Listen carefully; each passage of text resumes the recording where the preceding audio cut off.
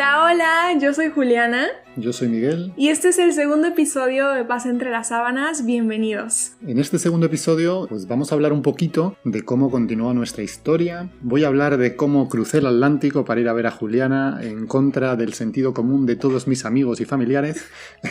Imagínense, o sea, nos habíamos visto 3 veces en la vida y Miguel de repente llega y le anuncia a su familia que va a ir a ver a una mexicana 15 años más chica que él a México. Sí, pensaban que había enloquecido y yo también pensaba que había enloquecido un poco, pero una locura muy emocionante.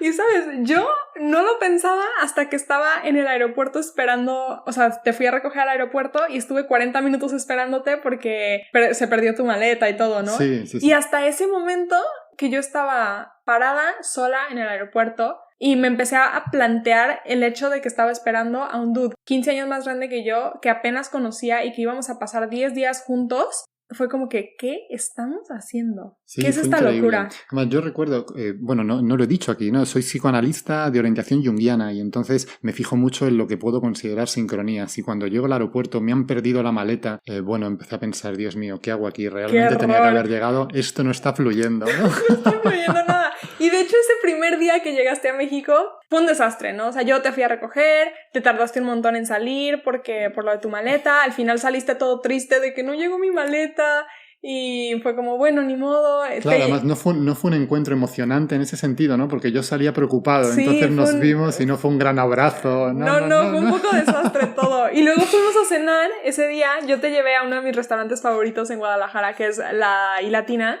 Tú estabas agotado, o sea, venías de un viaje de 1000 horas. Claro, es que llevaba un día y medio sin dormir porque encima, como mido 1,90, no puedo dormir en los aviones.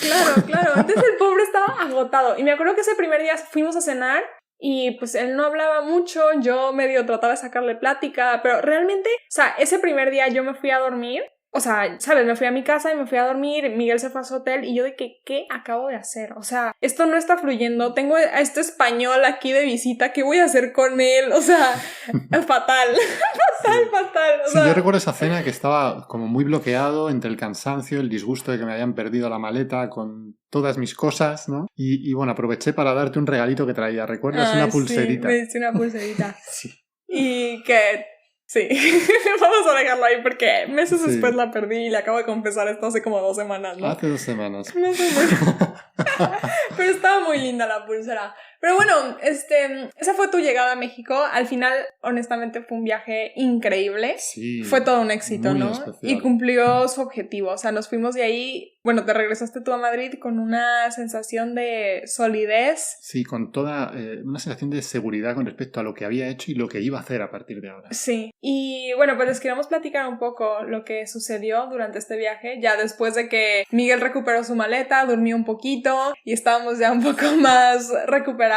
Fue muy interesante porque durante este viaje a México tuvimos la oportunidad de hacer una respiración neuma, que es lo que les estuvimos platicando un poquito en el episodio pasado. La respiración neuma es una práctica que nosotros hacemos dentro de Neuma Institute, que son estos cursos donde nos conocimos, ¿no? Y es una práctica que se hace pues con más personas y aprovechando que iba a haber una y que Miguel estaba en México y además él es facilitador y conoce perfectamente esta práctica, pues lo invitamos, ¿no? Y fue como, es chistoso porque esto, o sea, si hubiera venido cualquier novio que yo hubiera conocido en otro contexto, por decirlo de alguna forma, pues te hubiera llevado, pues no sé, a turistear, o sea, sí turisteamos, pero te hubiera llevado a otro tipo de cosas, de actividades. Pero el hecho de que tú estuvieras tan alineado con este camino espiritual que yo había decidido tomar, incluso yo creo que en ese momento más alineado que yo, ¿no? Tú tenías un compromiso mayor, tú ya pues facilitas los cursos, ¿no? Eres de los que da el curso. Entonces, pues fue súper cool poder compartir esto y decirle de que, oye, va a haber una respiración, ¿quieres venir? Y tú de que, sí, claro. Y veniste. Y además también estaba toda mi familia, entonces fue como una cosa muy interesante. Sí, para mí fue muy especial y muy importante porque también era como buscar una verificación interna acerca de lo que estaba haciendo, ¿no? Yo había hecho este movimiento de cruzar el Atlántico para verte y necesitaba ver qué pasaba internamente. Y con esta práctica de respiración neuma lo que ocurre es que se amplía la conciencia. Entonces puedes entrar en profundidad y con suerte me parece que no es la mejor palabra, ¿no? Pero puedes tener la experiencia de una guía interna a través de tu ser espiritual, de tu guía interno. Entonces yo estaba buscando un poco esa experiencia, una verificación, que en esa experiencia interna me dijera mi ser si estaba siguiendo el sendero correcto o no. Ya. y fue una meditación muy exitosa. Hablé un poquito, ¿no?, en el capítulo pasado. Sí, pero cuéntanos más, siento que es muy importante porque esto fue como un momento definitivo para lo que iba a seguir durante el viaje y durante el resto de nuestra relación, yo creo. Fue lo que te dio la seguridad. Sí, fue la primera de varias experiencias que tenían que ver contigo. Pero esta fue muy importante porque, bueno, en estas experiencias lo que uno busca es el contacto, como he dicho, con tu ser interior profundo en busca de guía, de sanación, de conexión espiritual. Entonces, yo lo que pude ver es como, primero, cómo sentía un profundo amor por ti que de algún modo trascendía el espacio y el tiempo en cuanto a que llevábamos poquísimo tiempo viéndonos y conociéndonos. Claro, era como imposible sentir eso por alguien que en teoría conocías tan poco. Claro, o sea, me di cuenta que había una conexión espiritual de fondo y que quién sabe si nos conocemos de otras vidas, otras eras. Claro. No era normal esta emoción tan fuerte y además con una cristalina claridad. Eso por una parte. Por otra parte, era como si ese amor por ti se alineara directamente con mi ser. Con lo cual yo podía entender que a través de mi amor por ti, de mi relación contigo, podía trabajar en el acercamiento hacia mi propio ser espiritual. ¿Puedes hablar un poquito sobre qué es el ser? Porque creo que muchos de los que nos están escuchando a lo mejor dicen de qué está hablando, ¿no? ¿Qué es esto? Sí, bueno, en diferentes culturas se le llama de diversas maneras, ¿no? En la religión india se suele hablar del Atman. En el cristianismo místico y en el cristianismo gnóstico se habla del Dios interno o del Cristo interno. También en el budismo se habla del Buda interno. Tiene que ver con tu gen divino, con la parte más profunda, cristalina y espiritual de uno mismo. Sería como nuestro Padre interno, nuestro Padre-Madre interno. Yeah. Y es una parte que está en completa armonía y conexión con el universo y que si nos fusionamos con ella, ese es el camino espiritual, ese es el camino de autorrealización, fusionarse con esa parte, se puede vivir en plena felicidad, en conexión y equilibrio con el universo. Esta sería una definición aproximada, yo creo, pero evidentemente es algo muy difícil de definir porque a medida que tenemos experiencia interna de esta parte de nosotros mismos somos más capaces de poner en palabras, ¿no? Sí, yo por ejemplo lo definiría como, o sea, tratando de aterrizarlo todavía un poco más, como a palabras más simples, yo lo definiría como esa parte de amor que vive dentro de ti y que se conecta con Dios o con el todo, como le quieras llamar, ¿no? Pero esa parte de ti que vive dentro de ti, que se conecta con esa energía que vive en el universo, ¿no? Ya, ponle el nombre que quieras, con la religión que quieras, pero es como esa conexión con lo divino. Sí, me gustó mucho tu definición. Me gustaría hablar de cómo lo llama Jung, ¿no? Carl Gustav Jung, el psicoanalista, sí. lo llama el sí mismo. Las traducciones se suele poner con mayúscula para definirlo de otro sí mismo. El sí mismo cuando habla del ser o esa parte espiritual. Y él dice que es el arquetipo de la totalidad. Él dice que es un arquetipo muy controvertido, difícil de definir porque es a la vez el arquetipo de la totalidad y es también aquello hacia lo que vamos, aquello que nos guía, aquello que tratamos de ser. Es como si una partecita del todo, del universo, de Dios, viviera dentro de nosotros y nos guía hacia volver a ese lugar, ¿no? Claro. Nos lleva, es como una brújula, ¿no? Algo que tengo muy claro es que me gustaría lograr poder vivir todo el tiempo desde el amor, ¿no? O sea, que todo lo que yo hago, digo, pienso, venga desde un espacio de amor. Y creo que la manera de lograr eso es usando el ser como una brújula, ¿no? Es como esa parte divina que vive dentro de ti, que se conecta con el todo y que te dice por dónde es que hay que ir para hacerlo desde el amor. Y no desde otro lugar, ¿no? Porque las cosas se pueden hacer desde muchos lugares, desde muchas emociones negativas, pero creo que cuando tienes un contacto con tu ser, cuando tienes cuando empiezas a crear esta conexión con él, cuando lo empiezas a escuchar, es cuando puedes empezar a caminar desde el amor y hacia el amor. Entonces, pues sí, fue muy interesante porque en esta respiración, como dices, lo que tú buscabas era preguntarle a tu ser si lo que estabas haciendo era lo que tenías que hacer. Sí, era lo que él quería para mí. Exacto. Claro. Si era el camino hacia el amor. Exacto, si era el camino hacia el amor. Es muy interesante porque cuando hablamos del ser, es importante entender que no es un concepto, un constructo teórico, sino es algo que se puede vivenciar y experimentar a través de la meditación. Lo que tenemos con la respiración neuma es una meditación que es, como hablábamos el podcast que ha pasado, ¿no? Sí. Es un cohete, es una meditación que te lleva directamente a este contacto y a esta experiencia. Exacto.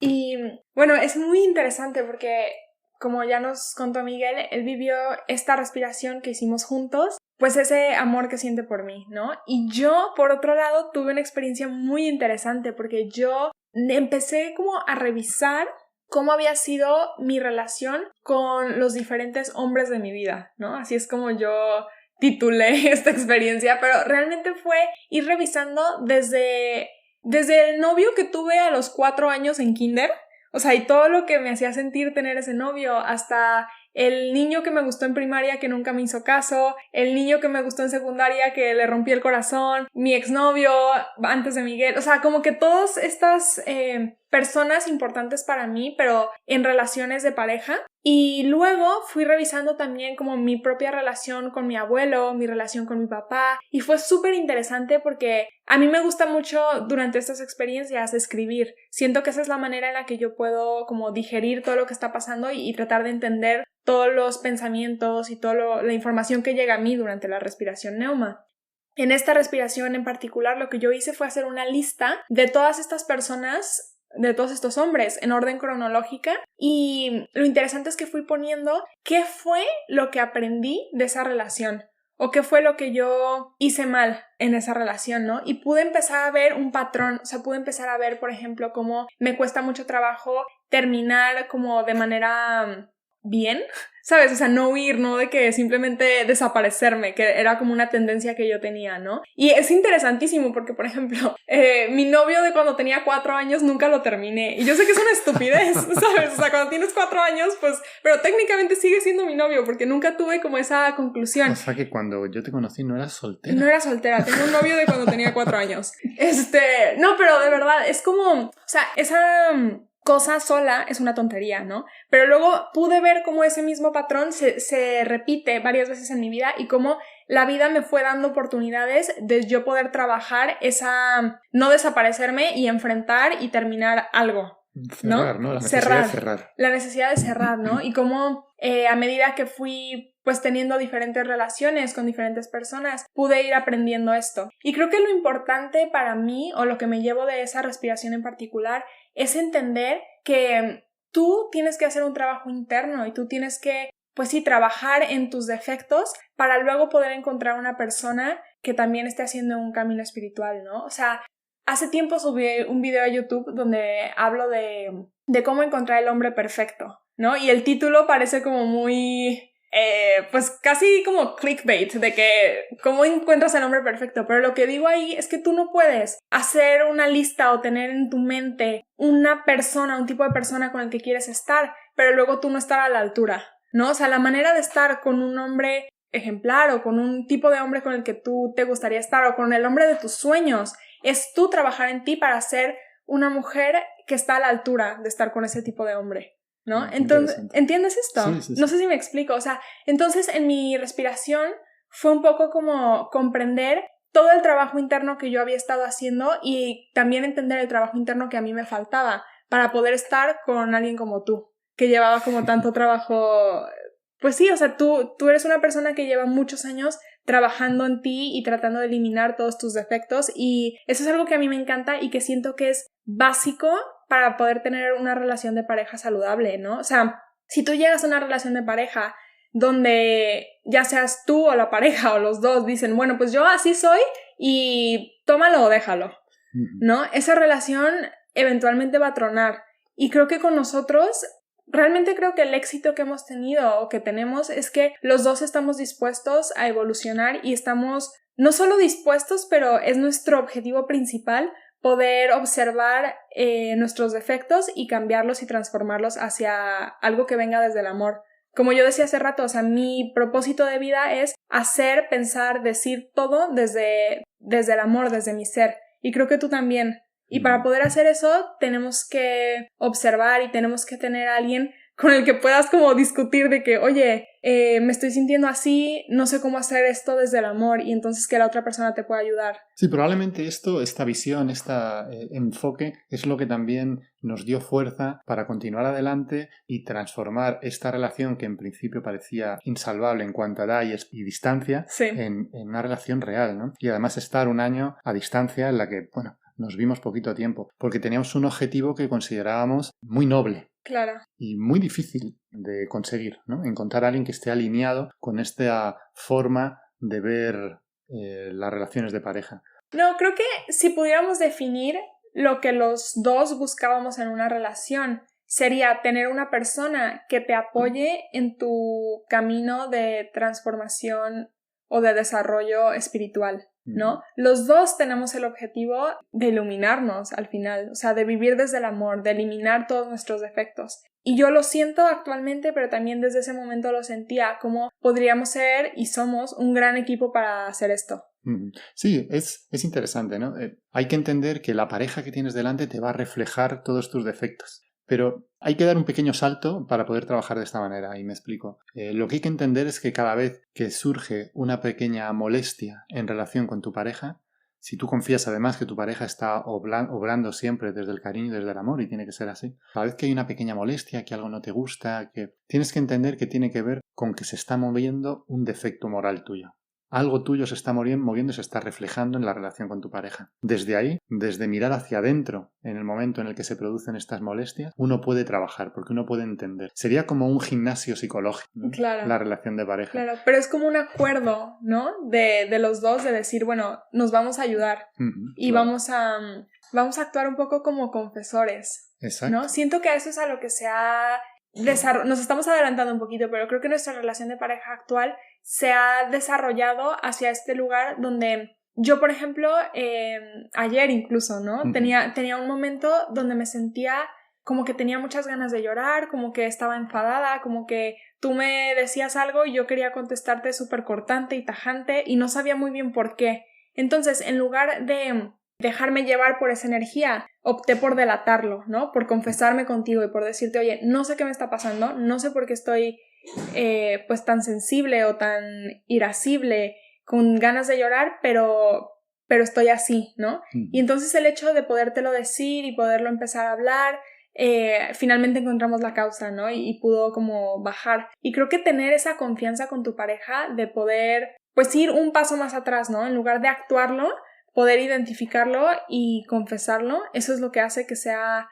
una persona que te ayude a hacer tu trabajo interno. Claro, además, siempre de fondo hay una motivación mayor y directa y explícita, que es el amor que uno siente, ¿no? Es interesante cuando uno siente este estado de molestia, de rabia hacia su pareja. Si uno simplemente se para a sentir y a mirar a su pareja fijamente, surge un amor muy profundo y entonces no quieres en absoluto dañar a tu pareja con cualquier gesto. Y se abre un espacio para poder trabajar dentro de ti, para poder seguir amando a tu pareja, porque es la motivación principal. Sí, es increíble, ¿no? Yo es algo que nunca había vivido y ahora lo entiendo, cómo estar contigo es un impulso muy grande o es una motivación muy grande para tratar de ser mi mejor versión, ¿no? O sea, como que quiero ser mi mejor versión, obviamente para mí, pero también para ti. Pues es muy interesante lo que se mueve cuando empiezas una vida en pareja con un compromiso así de serio y con un enfoque tan claro de por qué estamos juntos y para qué. Claro. Sí, y además se va potenciando, como tú dices, el sentimiento de amor, ¿no? Claro. Que es más que un sentimiento, es un espacio desde el que vives. Y al irse potenciando, realmente cuando obras desde otro espacio más egoico, es mucho más evidente, es como si se amplificara y uno se siente profundamente arrepentido y compungido, sí, ¿no? Es como que hasta da vergüenza de que perdón por haberte contestado tan feo o por haber... A veces y no lo detectamos, es interesante. Es interesantísimo. Yo a veces noto que yo estoy irascible o lo que sea y entonces contesto un poco cortante, ¿no? Y entonces al rato llego y te digo de que Miguel, perdón, te contesté muy feo, no debí de haberte dicho así. Y tú me dices, ¿cuándo? Sí, ¿sabes? no lo había detectado. Ni te das cuenta. Creo que tampoco lo detecto a veces por lo de ser español, ¿sabes? Porque... Sí, es verdad.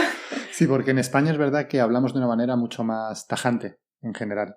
Sí. Entonces yo no puedo detectar muchas veces cuando estás un poquito enfadada y se te está filtrando en tu forma de hablar. Pero creo que es muy importante volver a esto que decía al principio del episodio, que muchas veces no se trata de lo que haces, sino de cómo lo haces y desde dónde viene, ¿no? Entonces a lo mejor yo te puedo contestar de una manera y externamente pues simplemente te contesté de esa forma, pero solamente yo sé si contestarte de esa forma venía desde un espacio de amor o venía desde un espacio de rabia o de enojo, ¿sabes? Y es muy interesante poderlo identificar yo y entonces hablarlo contigo, aunque tú ni te das cuenta, pero es como... Pues claro. Eres mi persona, ¿no? Para poder crecer. Es muy importante, pienso, asumir, aceptar que cuando algo no viene desde el amor, entonces es malintencionado. Y punto. Solo hay dos maneras. Sí. Hace poco escuchaba una frase que decía, si hay luz, es imposible que haya oscuridad, ¿no? Donde hay luz, no hay oscuridad. Sí. Es hasta una cuestión de física, ¿no? Claro. O sea, si hay luz es que no puede haber oscuridad y es lo mismo dentro de la psique, dentro de tu mente. Cuando tú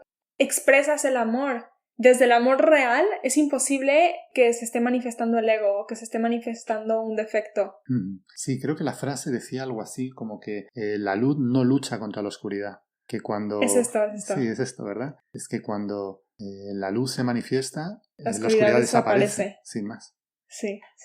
Es preciosa esta Me frase. encanta y sí, me encanta. Pero decir que en este viaje a México no todo fue meditación y respiración neuma, también hicimos muchas visitas. Yo conocí una parte de México, la zona de Guadalajara, la verdad es que me lo pasé muy bien y para mí fue preciosa, pero yo entiendo que también tenía que ver con que estaba acompañado de Juliana y estaba completamente enamorado y atontado. La verdad es que lo disfruté muchísimo. Y también hubo otra parte muy importante y es que conocí a la familia de Juliana. ¿Podéis imaginaros qué situación? Sí, porque, bueno, a mis papás y a mi hermano ya los conocías, pero los conocías igual que a mí, ¿no? Los habías visto 2 veces en tu vida, sí. No, o una vez en tu vida, no sé. Sí, en el contexto de estudiantes de Neuma, no como posible familia política. Claro, fue una locura.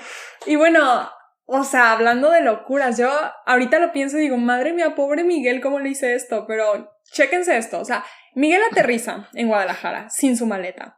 Vamos a cenar, fue un asco. Bueno, no fue un asco, pero estabas como serio y cansado y yo estaba muy nerviosa. Estaba completamente out. No fue nuestra mejor cena, vamos. No. Y luego, al día siguiente, por fin recuperamos tu maleta y nos vamos a Tapalpa. En Tapalpa mi familia tiene una casa y entonces íbamos a pasar ahí el fin de semana. Pero íbamos, bueno, más bien...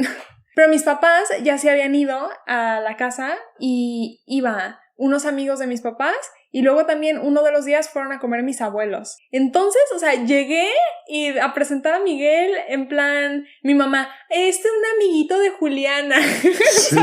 Bueno, yo recuerdo cuando llegué y me contaste... Como mi amiguito. Sí, cuando yo llegué y me contaste que íbamos a ver a tu familia el primer día, pues pensé, bueno, no he venido hasta aquí para nada. Ya. No, pero es que, o sea, no fue voy a ver a tu familia el primer día, es voy a convivir todo un fin de semana en la misma casa. Sí, y con amigos familia, además, con amigos de sus papás y con sus abuelos, o sea... Sí, la verdad es que fue increíble cómo fluyó, increíble. Sí. También es que tus padres se portaron fenomenal. Estuvieron súper amables, súper atentos. Yo me sentía muy observado, lógicamente. Obviamente, ¿no? Pues es claro, que eso ibas. Estaban evaluando qué clase todos. De persona era yo, ¿no? Claro. Sí. Pero realmente fluyó increíble. Algo que mencioné en el episodio pasado es como yo tenía esta sensación de que tú encajabas perfectamente en mi familia y de que no teníamos que cambiar la dinámica de ninguna forma para que tú te sintieras cómodo, sino que al contrario, o sea, tú la manera en la que te sentías cómodo era en el tipo de dinámica que teníamos dentro de mi familia. ¿Sabes? Porque en mi familia como que hablamos mucho de cosas espirituales, tenemos como mucho ese rollo de analizar nuestros procesos, de hablar de cosas muy profundas, de ser muy vulnerables, o sea, esto es como una práctica habitual en mi casa, ¿no? Sí. Y es interesante porque es algo que yo sentía siempre como una inseguridad de cuando yo era soltera y pensaba en tener un novio y traerlo a mi casa y que se encontrara con esto, ¿no? Con bola de locos hippies, no sé. Pero contigo es que era todo lo contrario, era como que encajabas mejor que yo, casi.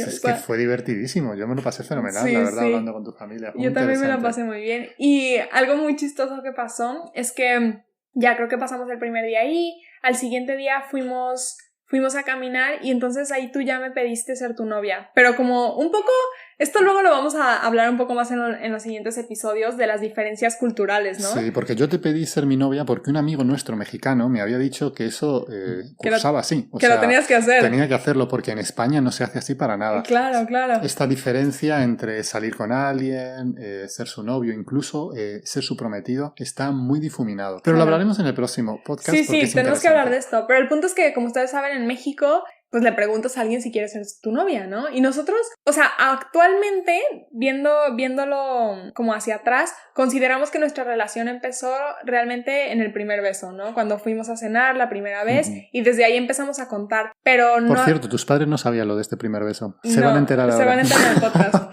Pero bueno, el punto es que... Ese día en Tapalpa, ya por fin Miguel me preguntó que si quería ser su novia, le dije que sí, y entonces regresamos de nuestra caminata a la casa y justo acababan de llegar mis abuelos a la casa, ¿no? Y entonces yo creo que mi mamá te presentó como un amigo porque pensaba que todavía eras mi amigo, y luego llega mi abuela como en plan... amigui, ¿sabes? Y me dice, qué guapísimo está tu novio. Ella captó intuitivamente desde el principio, no hubo que decirle nada. Se dio cuenta, me dio muchísima risa y les encantaste. O sea, mi abuela estaba, como dicen aquí en España, flipando contigo porque eras español, ¿no? Era como, ay, mi nieta con el español y no sé qué. Con el español mayor a tu... Sí, es que a mi abuela le gustaba a mi abuela le encantaba que fueras más grande que yo. Todo lo contrario, ¿no? A lo que pensábamos, ella estaba encantadísima.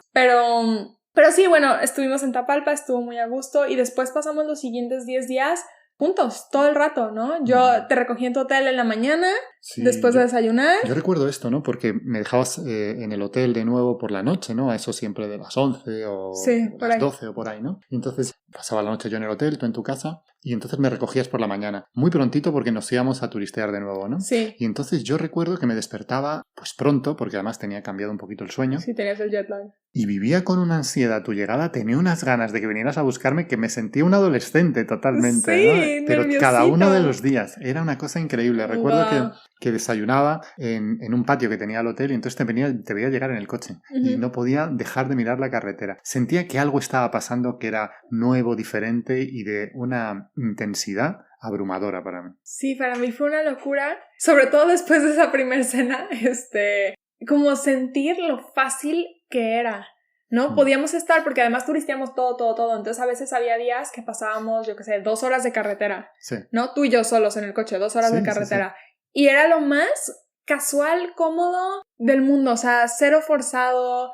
Si estábamos un ratote callados, A mí eso es lo que más me llamó la atención. O sea, es cierto que nuestra conversación era muy fluida y muy conectada y estábamos muy a gusto cuando hablábamos, y fácil. Pero lo que me parecía diferente, raro, lo que nunca había vivido era que con lo poquito que habíamos convivido pudiéramos de forma natural quedarnos callados un rato en el coche y sentirse en paz.